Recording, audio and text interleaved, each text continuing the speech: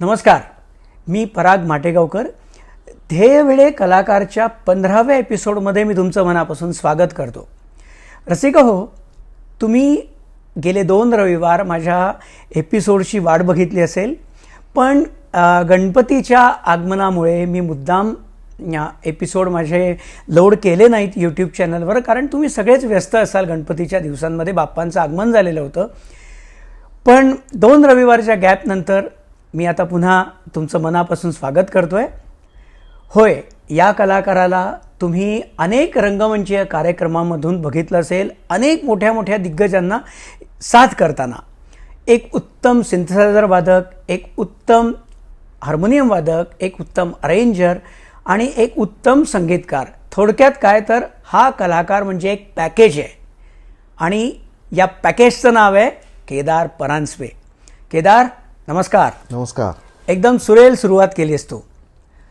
केदार, तुझ्या घरात तुझे पणजोबा, पणजी, आजोबा, बाबा रमाकांत परांजपे, काका श्यामकांत परांजपे, विवेक परांजपे सगळे संगीत क्षेत्रात आहेत आणि अव्वल नंबरचे कलाकार आहेत. सगळेजण व्यवस्थित वेगवेगळे इन्स्ट्रुमेंट वाजवतात आणि त्याच्यावर त्यांचं प्रभुत्व आहे. मग तुला असं कधी वाटलं की आपण याच क्षेत्रात यावं, की तू काही वेगळा विचार केला होता? नाही, वेगळा विचार केला नव्हता मुद्दामून असा. घरातच म्युझिक असल्यामुळे लहानपणापासून आवड लागत गेली.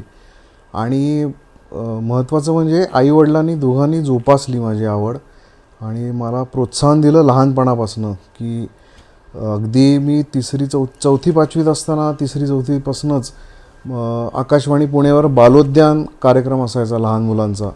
त्याच्यात आई मला आवर्जून घेऊन जायची आणि तिथे मी काहीतरी 5 मिनटं सोलो गाणं एखादं वाजवायचो आणि ते दरवेळी प्रक्षेपित व्हायचं. मला आनंद वाटायचा की रेडिओवर आपलं काहीतरी वाजतं आहे. किंवा एकदा 14 नोव्हेंबरला बालदिनाच्या निमित्त लाईव्ह कार्यक्रम होता. तेव्हा नवीन होतं जास्ती हे, म्हणजे तिथे जे आम्ही वाजवत होतो ते जगात सगळीकडे ऐकू जात होतं. तेव्हासुद्धा मला एकदा संधी मिळाली होती तिथे सोलो वाजवण्याची. आणि असं लहानपणापासून, शाळेपासून आणि बालोद्यान त्यातनं हळूहळू सुरू झालं. मग बाबांबरोबर कार्यक्रमांना ऐकायला जायचं. बराच वेळा योग आला मोठ्या मोठ्या कार्यक्रमांना, रेकॉर्डिंग्जना. आणि मग ती संगीताची आवड तिथपासूनच रुजली मनात. आणि शिक्षण पूर्ण केलं BCom, पण याच क्षेत्रात उतरायचं हे नक्की ठरलं होतं माझं पहिल्यापासून. तू बघून बघून शिकलास हे बरोबर आहे, पण मी तुला 1995 सालापासून बघतोय. आपण एकत्र काम करतोय. पण जेव्हा केव्हा तू वाजवतोस ना, मागे ऑर्गन म्हणा किंवा व्हायब्रोफोन म्हणा, नाट्यगीतांना साथ करताना म्हणा, मला एक लक्षात येतं की तुझा क्लासिकल बेससुद्धा उत्तम आहे. मग याकरता वेगळं शिक्षण घेतलंस की रमाकांतजींनीच तुझ्याकडनं काही वेगळं करून घेतलं? शिक्षण तसं म्हणलं तर असं बाबांनी एकतर कधी माझ्यावर जबरदस्ती केली नाही की बस आणि वाजव आता शिक, असं कधीच केलं नाही. मी जेव्हा आपण म्हणत असे की मला शिकवा किंवा मला हे गाणं शिकायचं आहे, तेव्हाच मला त्यांनी शिकवलं संगीत.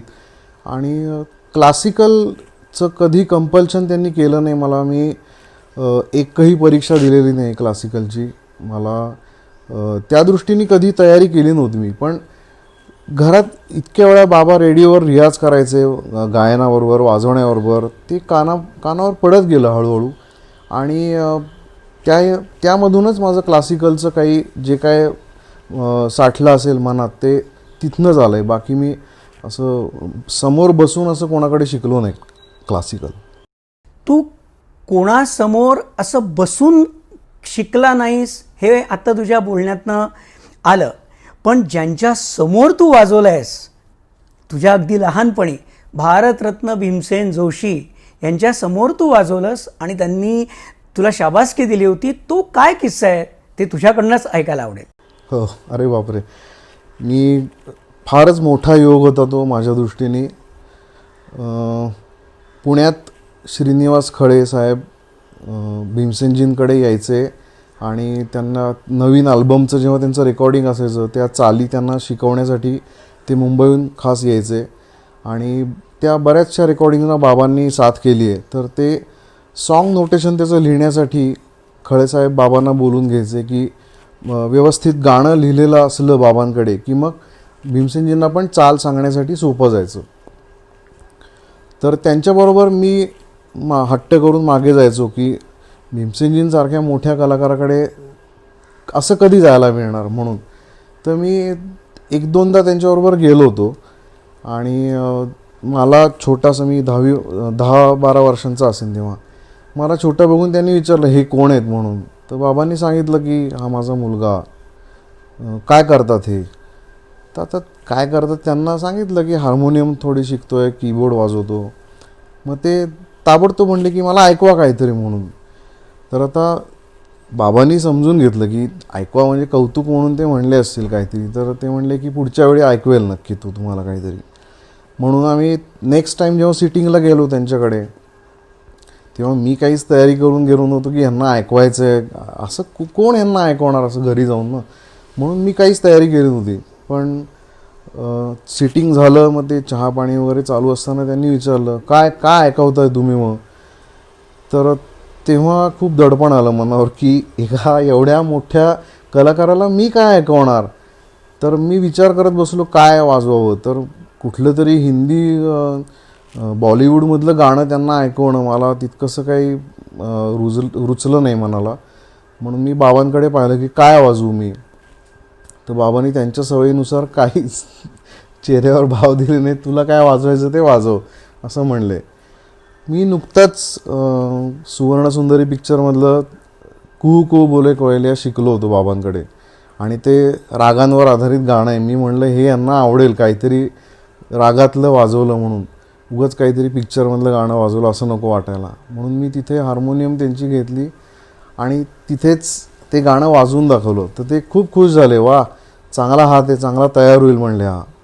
तर माझ्या दृष्टीने ते खूप खूप मोठे आशीर्वाद आहेत. पण बघ, त्यांचे आशीर्वाद फळत आहेत. ही लोक मोठी का, तर त्या वयात तू जे काय वाजवलं असेल त्यावरून त्यांनी अंदाज बांधला की हा पोरगा पुढे जाऊन नाव कमवणार, एक अव्वल दर्जाचा कलाकार होणार. आणि ते आम्ही आता अनुभवतोय आणि डोळ्यांनी बघतोय. केदार, तू आत्ता उल्लेख केला श्रीनिवास खळे काकांचा. तर भीमसेनजींसमोर तू हार्मोनियम वाजवली होतीस ना, तर खळे काकांची एक कंपोजिशन तू आता हार्मोनियमवर आम्हाला ऐकव.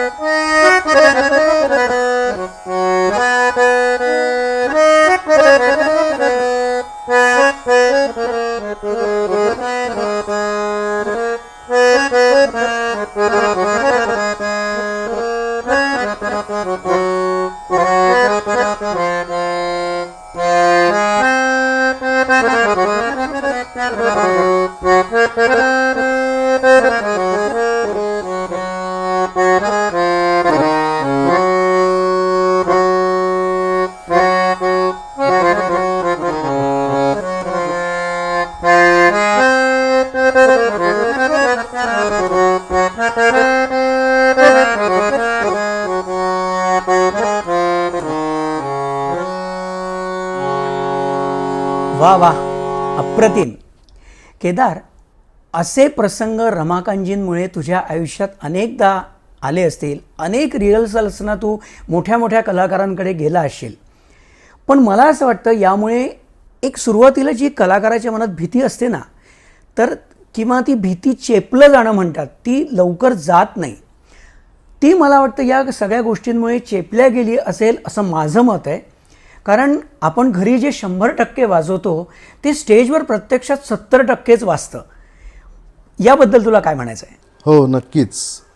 जसं आपलं मगाशी बोलणं झालं की क्लासिकलचा पाया चांगला आहे, तर त्याचा फायदा मला पण नक्की झाला. आणि या भीड चेपण्याचं सुद्धा मी एक उदाहरण सांगू शकतो.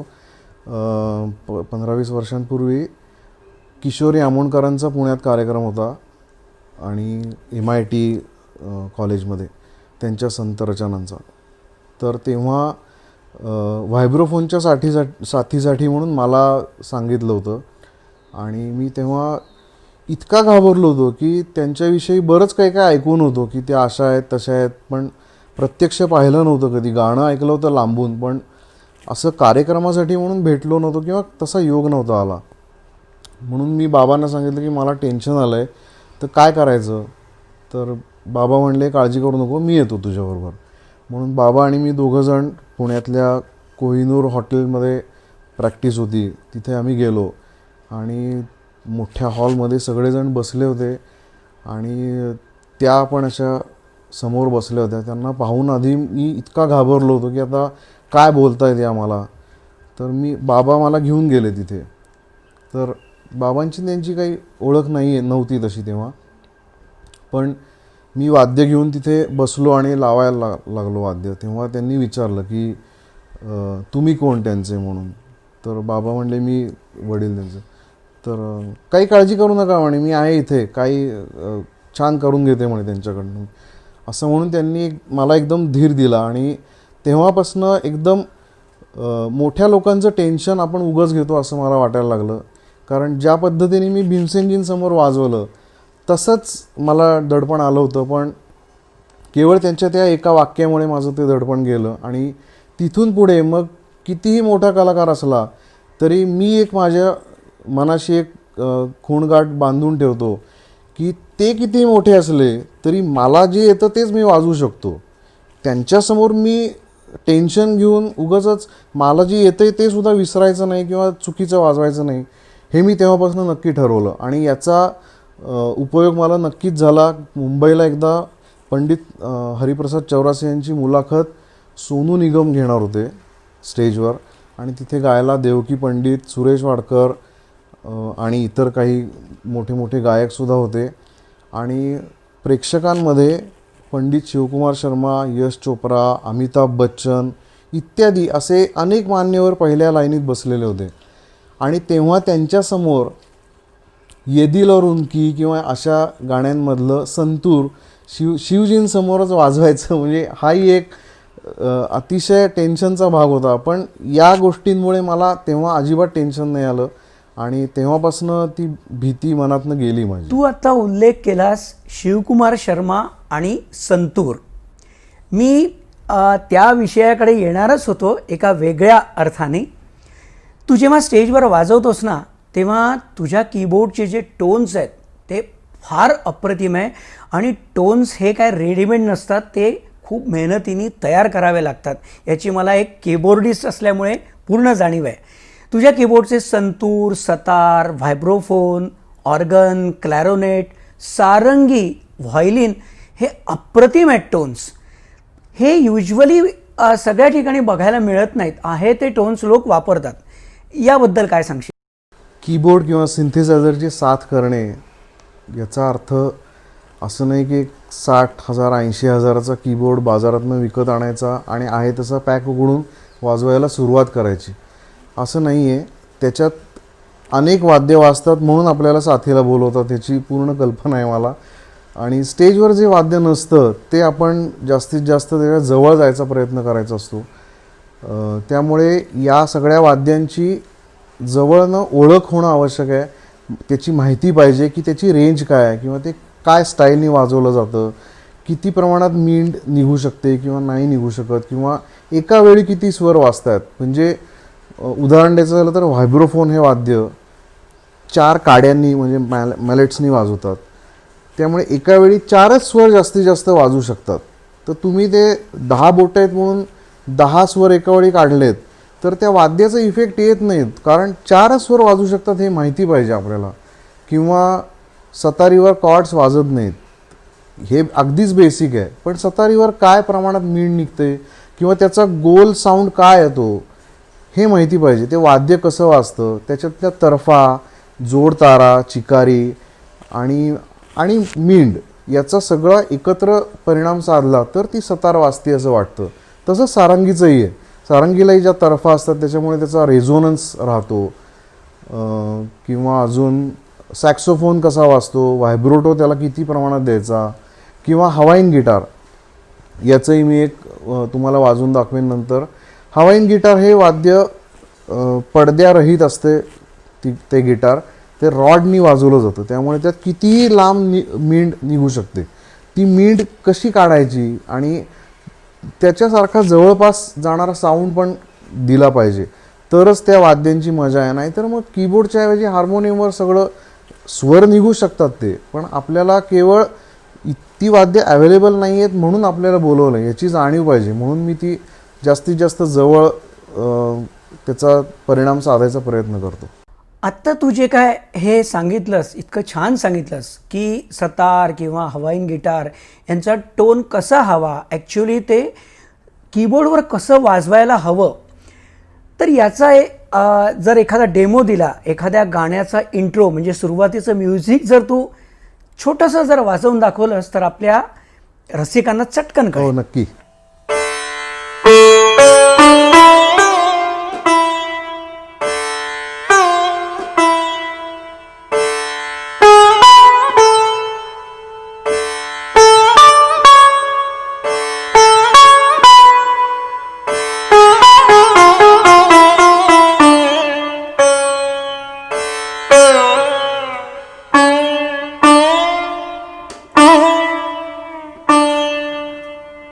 किंवा हवाईन गिटार.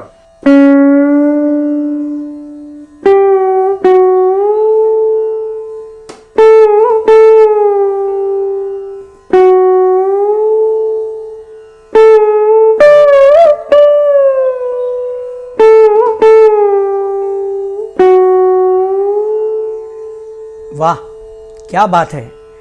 स्टेजवर हा अनुभव तुझ्या बाबतीत मी नेहमीच घेतो. केदार, तू हजारो कार्यक्रम वाजवले असतील आत्तापर्यंत तुझ्या करिअरमध्ये, पण आपण म्हणतो ना की एक काळ घालवणं असतं एकेका कलाकाराबरोबर, मान्यवर कलाकारांबरोबर. तसं तू मॅक्झिमम कार्यक्रम कोणाबरोबर वाजवलेस? जास्तीत जास्त आत्तापर्यंत मी स्वर्गीय अरुण दाते आणि संगीतकार गायक श्रीधर फडके यांच्याबरोबर खूप कार्यक्रम केले. जवळपास 450 कार्यक्रम केलेत प्रत्येकाचे. आणि महाराष्ट्रातल्या कानाकोपऱ्यात दोघांचेही कार्यक्रम झालेले आहेत. फडके साहेबांबरोबर मी दुबई आणि आफ्रिका इकडे पण गेलेलो आहे. त्यांच्याबरोबर खरंच खूप ठिकाणी जाऊन वेगवेगळे अनुभव येतात. त्याप्रमाणे अगदी छोट्याशा छोट्याशा गावातसुद्धा जाऊन आम्ही कार्यक्रम केलेले आहेत. वा, म्हणजे परदेश दौऱ्यांबरोबरच स्पेशली महाराष्ट्रात कानाकोपऱ्यात जाऊन तू प्रत्येक गावात कार्यक्रम वाजवला असशील, परफॉर्म केलेला असशील. तुम्हा परांजपे लोकांची एक स्पेशालिटी आहे, तुझीच नाही तर सगळ्या परांजपे लोकांची, ती म्हणजे नोटेशन. तुम्ही परांजपे मंडळी वर्तमानपत्र वाचल्यासारखं झपाझप नोटेशन वाचता आणि फार सुंदर नेटकं ते असतं. पृष्ठ क्रमांक 1, 2, त्याच्यावर कोपऱ्यात तारीख लिहिलेली असते आणि शक्यतोवर एका गाण्याचे म्युझिक एका पेजवर व्यवस्थित कसं बसेल अशा पद्धतीने तुम्ही लिहिता. त्या पद्धतीबद्दल जरा सांग. ते पूर्ण संस्कार बाबांचे आहेत. लहानपणापासूनच मला नोटेशनची त्यांनी सवय लावली आणि स्वरज्ञान लवकर व्हावं म्हणून मला त्यांनी खरं म्हणजे हार्मोनियम शिकवली.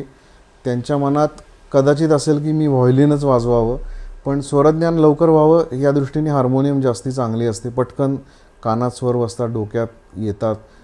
पण मला ते पुढे आवडत गेल्यामुळे मी हार्मोनियम आणि कीबोर्डकडे वळालो. तर हे नोटेशन वाचून वाजवणे जसं महत्त्वाचं आहे, तसं मला वाटतं की बाय हार्ट पण तेवढंच यायला पाहिजे किंवा ते जास्ती मनापासून येत असावं. याचा अनुभव मला आला काही वर्षांपूर्वी. माझ्याकडे मी जमा केलेली, मी काढलेली किंवा बाबांची अशी कॉपीज, अशा माझ्याकडे जवळजवळ एवढा गठ्ठा नोटेशनचा होता. आणि एका ठिकाणी कार्यक्रमाला रिक्षेतनं उतरताना कोणी कोणी मदत करतात, ते एकाने एक काढलं असं करता करता सगळ्या वस्तू काढल्या आणि नंतर स्टेजवर गेल्यावर मला कळलं की माझी नोटेशनची बॅगच नाही आहे त्याच्यात. तर ती त्या रिक्षेतनं हरवली आणि त्याच्यापुढे ती नवीन नोटेशन जमा करून नवीन काढून ते करेपर्यंत 2-3 महिने गेले. त्या दरम्यानच्या काळात कार्यक्रम होतेच, पण मला ते आठवून वाजवायची सवय लागली. त्यामुळे अनेक गाणी माझी तोंडपाठ आहेत. मला त्यासाठी कागद ठेवावा लागत नाही समोर.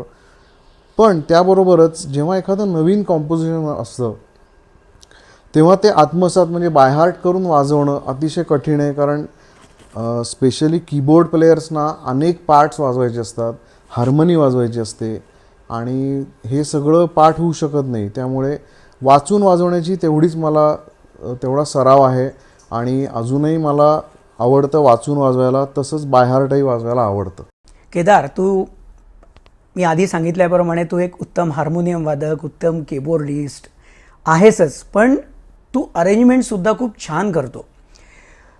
एक गायकांचं एक स्वप्न असतं बघ, की गायकाला असं वाटतं की आपण रफी साहेबांसारखं गावं, किशोरदांसारखं गावं. गायिकांचं स्वप्न बरेचदा लताबाईंसारखं गावं असा त्यांच्या डोळ्यापुढे आदर्श असतो. मग एक अरेंजर म्हणून तुझ्या डोळ्यासमोर नेमकं कोण होतं? कोणाला तू आपलं गुरुस्थानी मानतोस? अर्थात महान संगीत संयोजक शामराव कांबळे.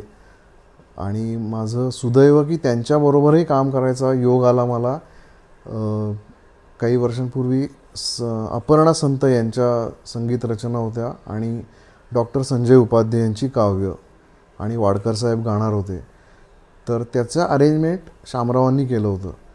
पण प्रकृती अस्वास्थ्य किंवा त्यांच्या वार्धक्याने त्यांना प्रत्यक्ष स्टुडिओत उभं राहून फ्लोअरवर कंडक्ट करणे किंवा प्रत्येकाला नोटेशन्स देणे हे शक्य नव्हतं. म्हणून त्यांनी कोणीतरी पाहिजे म्हणून सांगितलं. तेव्हा उपाध्याय सरांनी सांगितलं की केदार करेल तुम्हाला असिस्ट.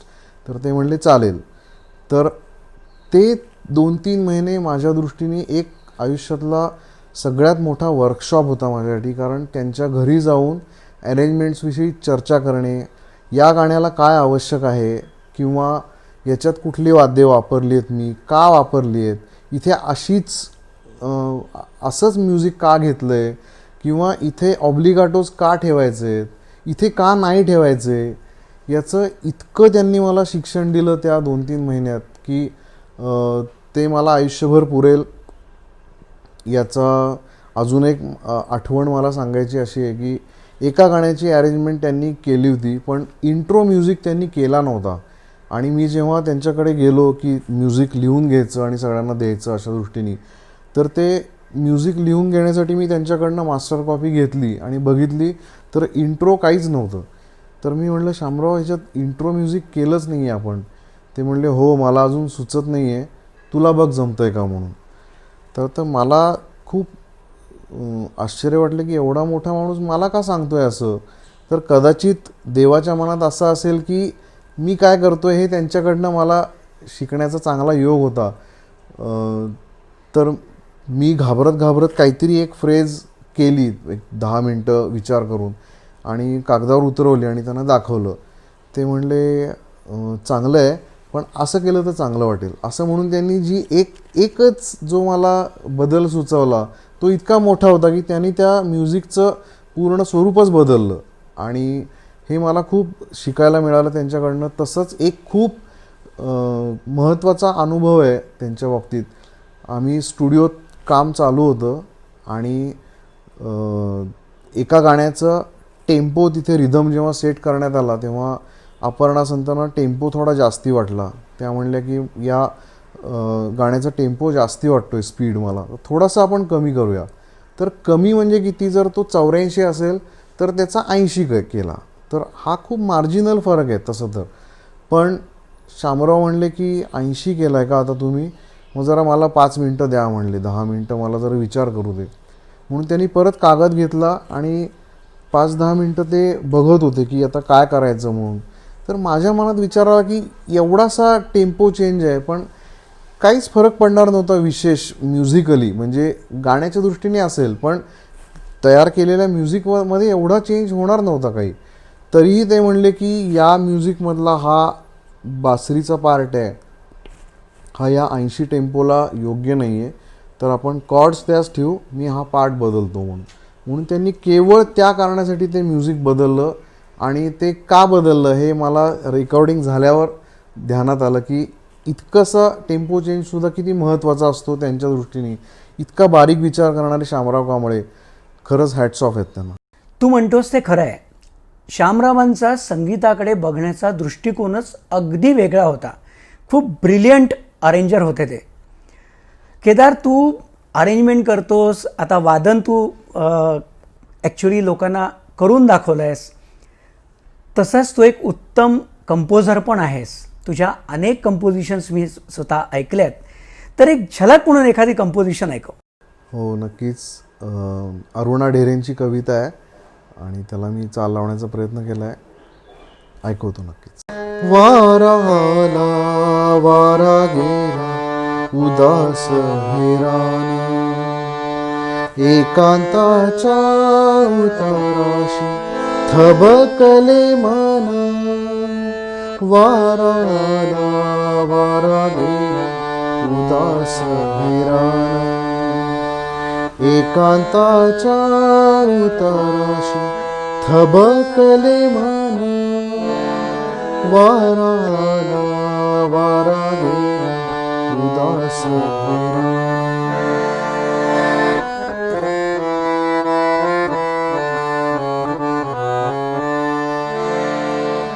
काल इथे आले कुठून सेरावे, काय त्यांना हवे काय त्यांना हवे.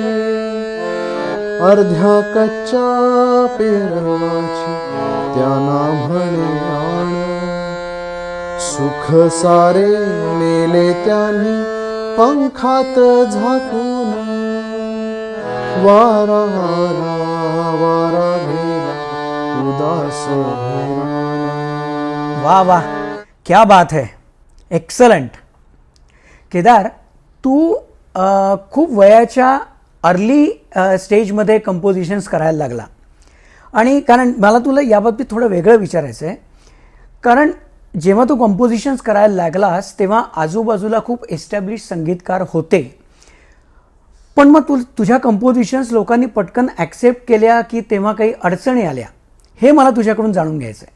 स्वरशब्दांच्या संध्याकाळी ह्या कार्यक्रमात आमच्या जी गाणी होती तर त्याचंच पुढे एक अल्बम काढावा असं ठरलं आमचं, आणि त्या दृष्टीने आम्ही तयारी सुरुवात केली.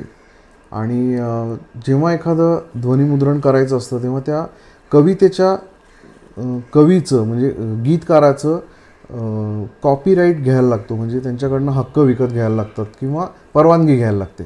तर त्याची आम्ही चौकशी केली तेव्हा माझ्या एका गाण्याचे कॉपीराईट्स बाभ बोरकरांच्या मुलीकडे होते. तर म्हणून त्यांच्याकडे जाऊन आम्ही भेटलो त्यांना की तुमचं एक गाणं आम्हाला सीडीत घ्यायचं आहे आमच्या, तर मला परवानगी द्याल का या गाण्याला. तर त्यांचे यजमान होते, ते म्हणले की आम्ही अशी परवानगी नाही देऊ शकत नुसती, तुम्ही आम्हाला गाणं ऐकवा. म्हणून आम्ही त्यांना कार्यक्रमातलं एक रेकॉर्डिंग ऐकवलं. तर ते म्हणले ठीक आहे, तुम्ही आत्ता ठेवून द्या रेकॉर्डिंग, मला ऐकतो मी आणि आवडलं तर मी तुम्हाला परवानगी देतो. तर म्हणून त्यांनी ते रेकॉर्डिंग ठेवून घेतलं. 4 दिवसांनी आम्ही त्यांना फोन केला की असं असं गाणं मी तुम्हाला ऐकवलं होतं, तर त्याची परवानगी द्याल का. तर ते म्हणले मला येऊन भेटा. म्हणून आम्ही परत भेटायला गेलो. तर ते तिथे गेल्यावर म्हणले की मी नाही देऊ शकत परवानगी, कारण मला नाही आवडली चाल. तर मी म्हटलं आवडली नाही हे कारण असू शकत नाही ना, तुम्हाला काय पाहिजे होतं. ते म्हणले बोरकर अशी गात नसत. तर मी म्हटलं बोरकर हे महान कवी आहेत, मी एक नवोदित संगीतकार आहे, मला जशी भावली तशी मी चाल केली आहे, तर माझ्या दृष्टीने चाल चांगली झाली आहे. तर ते म्हणले पण मी नाही देऊ शकत ह्याला परवानगी. तर मग ते थोडंसं वाढत गेल्यावर प्रवीण जोशी माझा मित्र म्हणला की असं कोणी आहे का की जे आपल्याला सांगू शकेल की ही चाल चांगली नाही किंवा अजून ह्याच्यात असं आलं तर चांगलं वाटेल. तर त्याच्यात 3 नावं निघाली. पहिलं पु ल देशपांडे, दुसरं पंडित भीमसेन जोशी आणि तिसरं पंडित जितेंद्र अभिषेकी. तर पहिली 2 नावं नॉट रिचेबल होती माझ्या दृष्टीने, पण त्यातल्या त्यात बुवांच्या जवळ जाऊ शकतो असं मला वाटलं. म्हणून आम्ही शौनकला फोन केला, शौनकजींना, आणि त्यांना विचारलं की आम्ही येऊ का भेटायला. त्यांनी ताबडतोब या म्हणून सांगितलं. आम्ही कॅसेट घेऊन गेलो त्यांच्याकडे आणि मी त्यांच्या घरात जाऊन त्यांचं दर्शन मिळणं हे सुद्धा माझ्या दृष्टीने भाग्याचं होतं. ते आतून आले आणि म्हणले काय काम आहे. मग त्यांना पार्श्वभूमी सांगितली की असं असं आम्हाला परवानगी पाहिजे. ते म्हणले की मला गाणं ऐकवा. म्हणून गाणं ऐकवायच्या आधी मला कविता लिहून द्या. म्हणून मी त्यांना कविता लिहून दिली कागदावर, आणि त्यांनी खुर्चीत बसून ती डोळे मिटून ऐकली कविता, चाल. एकदा ऐकली, मग म्हणले परत लावा. मग रिवाइंड करून परत लावली, परत ऐकली त्यांनी, आणि कागद माझ्याकडे देऊन म्हणले चांगली आहे की चाल.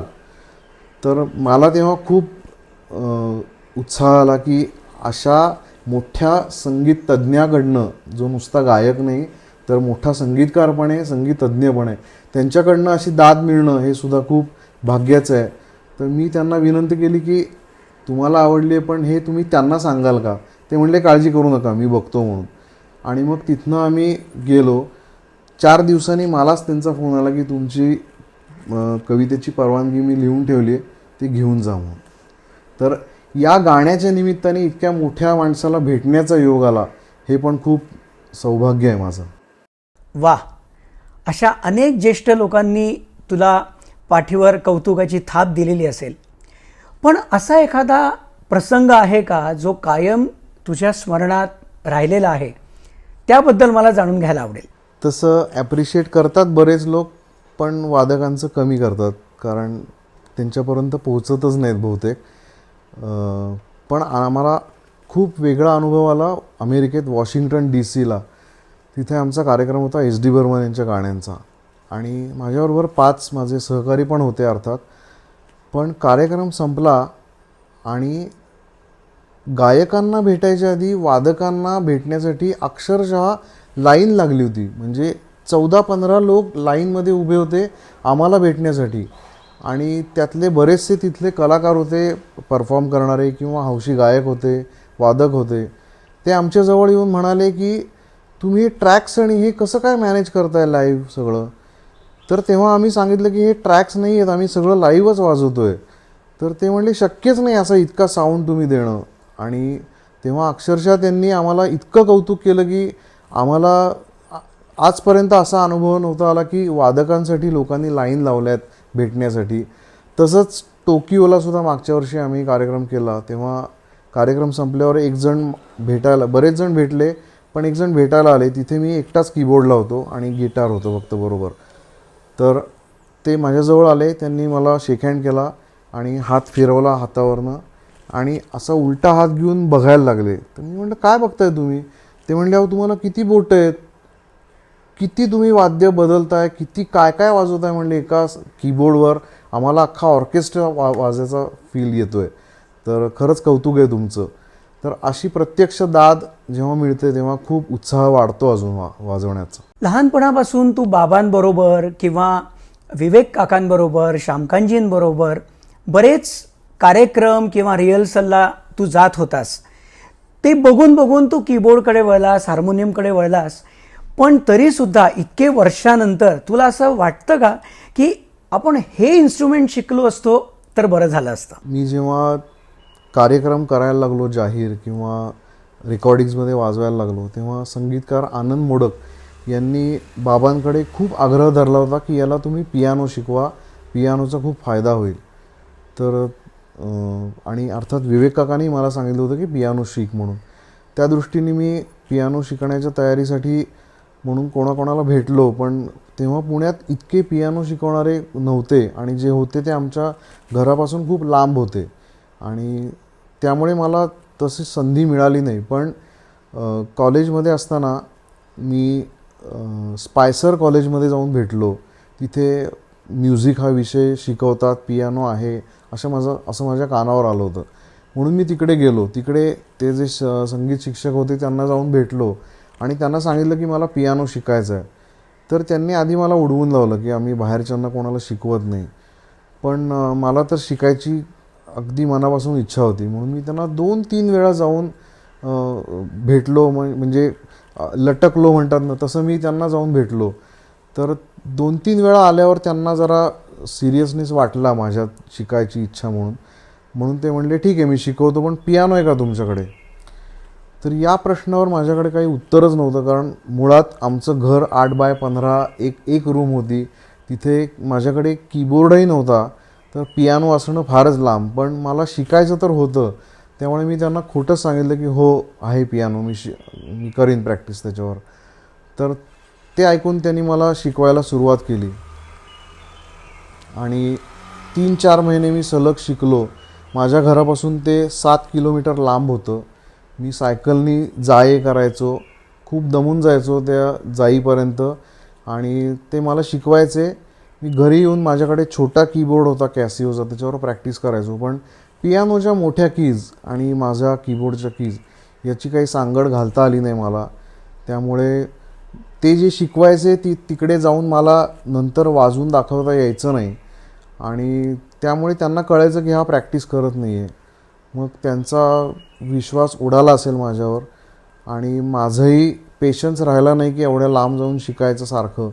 त्यामुळे ते तेव्हा राहिलं आणि ती खंत मात्र माझ्या मनात कायम आहे की पियानो माझा शिकायचा राहिला तर माझं वेस्टर्न म्युझिकचा जास्त अभ्यास झाला असता आणि खूप फायदा झाला असता मला त्याला.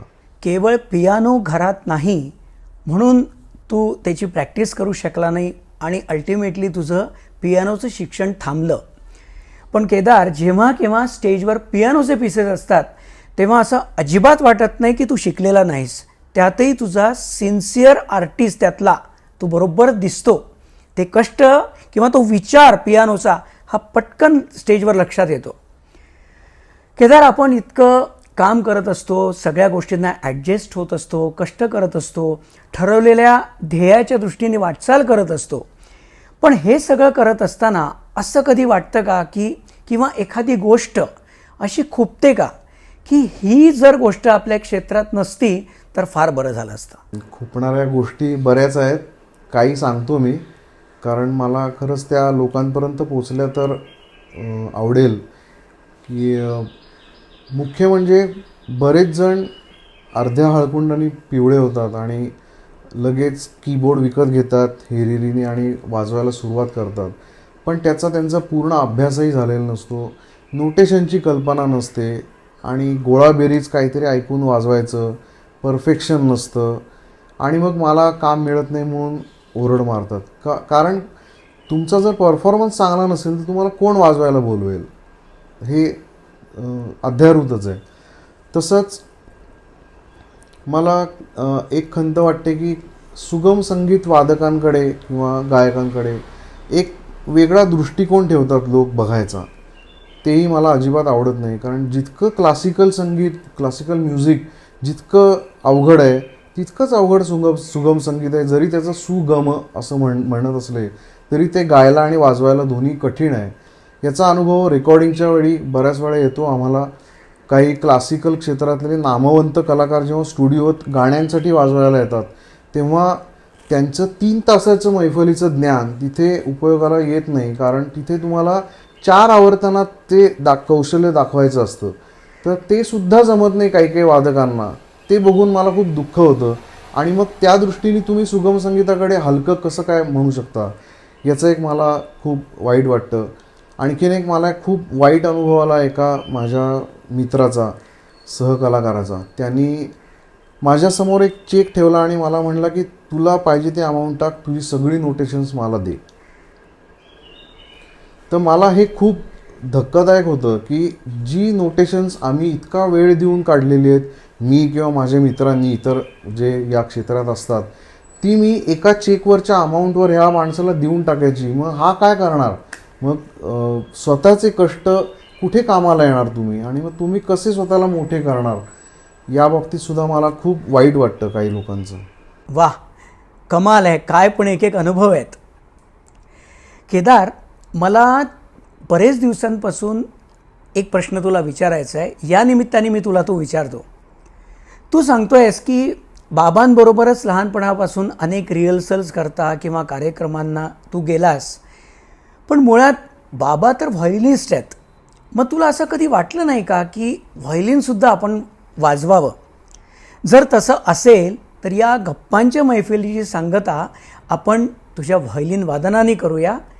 आणि तू एका छोट्याशा रिक्वेस्टवर, शॉर्ट नोटीसवर तू ही मुलाखत द्यायला तयार झालास, रसिकांशी सुसंवाद साधलास, तुझी कला तू लोकांसमोर पेश केलीस, त्याबद्दल मनापासून धन्यवाद, स्वरश्रीतर्फे आणि माझ्यातर्फे. पराग, मी तुझा खूप ऋणी आहे. कारण या इतक्या मोठ्या कलाकारांच्या यादीत तू मला नेऊन ठेवलं आहेस आणि स्वरश्रीतर्फे ध्येय वेडे कलाकार या तुझ्या सिरीजमध्ये मला सामावून घेतलंस आणि माझे काही अनुभव, माझ्याबद्दल माहिती लोकांना त्यानिमित्ताने झाली असेल थोडीफार, त्याबद्दल मी तुझा आभारी आहे. आणि तुम्हालाही सगळ्यांना मी सांगतो की अशाच काही छान छान व्यक्तींचं जवळनं तुम्हाला अनुभव घेण्यासाठी स्वरश्री या यूट्यूब चॅनलला सबस्क्राईब करा, लाईक करा नक्की. आणि रसिको हो, एक गोष्ट मला तुमच्याशी शेअर करायची आहे. मी आजपर्यंत माझ्या यूट्यूब चॅनलवर ध्येयवेडे कलाकाराचे 14 एपिसोड मी शेअर केले आहेत. त्यातून एक मला अत्यंत आनंदाची गोष्ट म्हणजे की लोक एकतर माझ्या एपिसोडची वाट बघत असतात आणि त्यातून ही जी मोठी मंडळी आहेत, कलाकार मंडळी, यांनी घेतलेले कष्ट ते लोकांपर्यंत पोहोचत आहेत आणि त्यातून नवीन जी पिढी आहे ती प्रेरित होते आहे. आणि हा फीडबॅक मला वारंवार मिळतो आहे मेसेजेसमधनं. त्याबद्दल तुमचे मनापासून धन्यवाद. असंच प्रेम कायम ठेवा. धन्यवाद. मोठी जबाबदारी देतोयस तू. कारण मला कुठल्याही कार्यक्रमात पूर्ण अभ्यासानिशी उतरल्याशिवाय मी जात नाही कुठेच. मला आवडत नाही तसं. पण आता तू आग्रह करतोयस म्हणून मी थोडासा वाजवायचा प्रयत्न करतो. जे काही वाजवेन ते गोड मानून घ्या.